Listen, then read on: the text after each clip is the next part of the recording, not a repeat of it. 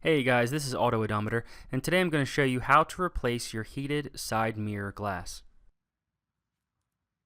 Now, if you don't know if your side mirror glass here is heated or not, first you can always check the little control panel on the driver's side door. Now, some of them will have a defrost element and some won't. Now, mine is heated, but it doesn't have a defrost on the door panel. Another way you can check to see if your mirror is heated is you can turn on the front or rear defrost for your car or truck and then take and see if your mirror is being heated up. You can either touch it or you can take a heat gun and check the temperature. In my case, I had to turn on the front defrost to be able to turn the defrost on my side mirrors.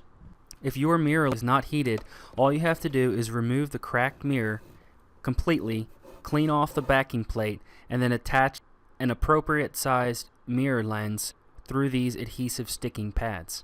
But in our case, we do have a heated mirror, so we're going to go ahead and show you how to do that today. Now, if you have trouble finding a mirror lens to match your car, you have to get your VIN number, go to the dealership, purchase an OEM part like I had to. It might be more expensive, but at least you know you're getting the right mirror lens. When you get it, before you pay for it, you also want to check that the adhesive is there as well as the same exact electrical connection. Now, there is no easy way to take off the cracked mirror lens. You're going to want to minimize all the glass shattering and flying all over the place. So get yourself a good pair of gloves as well as either a putty knife or some type of pick or screwdriver to be able to pull off the bits of glass.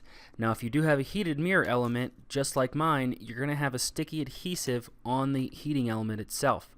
And that's going to be difficult to take off as well. So you're going to want to remove all of the glass as possible before you start pulling on the heating element to be able to pull the sticky adhesive off.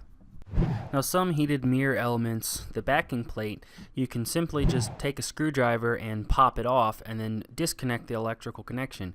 Unfortunately, this car, my 1999 Toyota 4Runner, you actually have to peel off the heating element, take all the adhesive off either with a putty knife or just by pulling on it. Then you have to take off this little piece in the center that holds the backing plate onto the housing.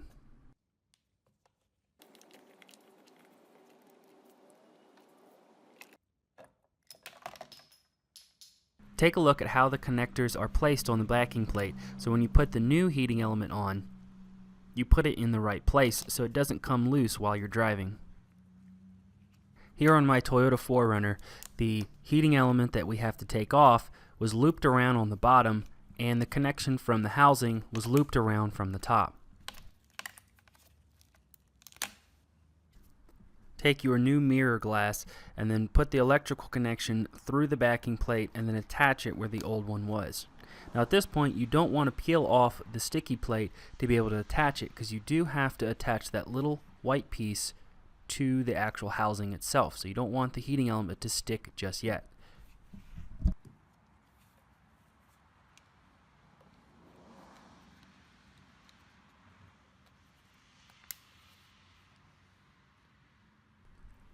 Now, you should hear a click and also maybe give it a tug just to make sure that it's fitting properly.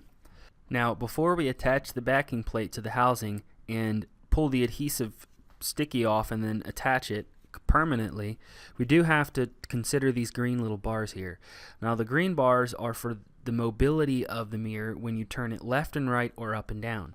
You want to take these bars off the backing plate and then stick them in the appropriate holes far enough. When you put the backing plate on, you do want to snap these green bars into place before you attach the sticky adhesive.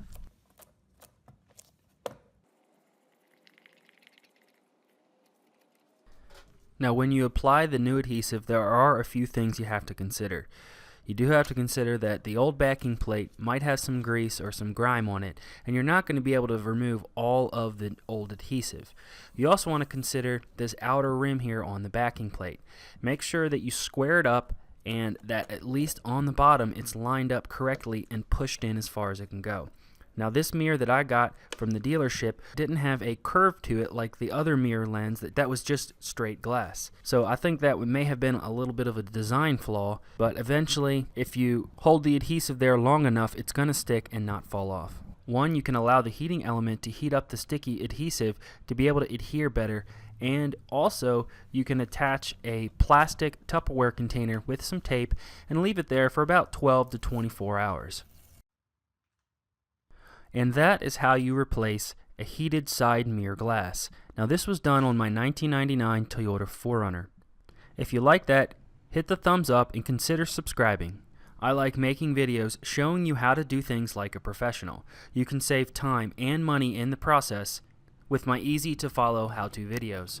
Subscribe to the channel and let me know what video I should consider next. And as always, thanks for watching.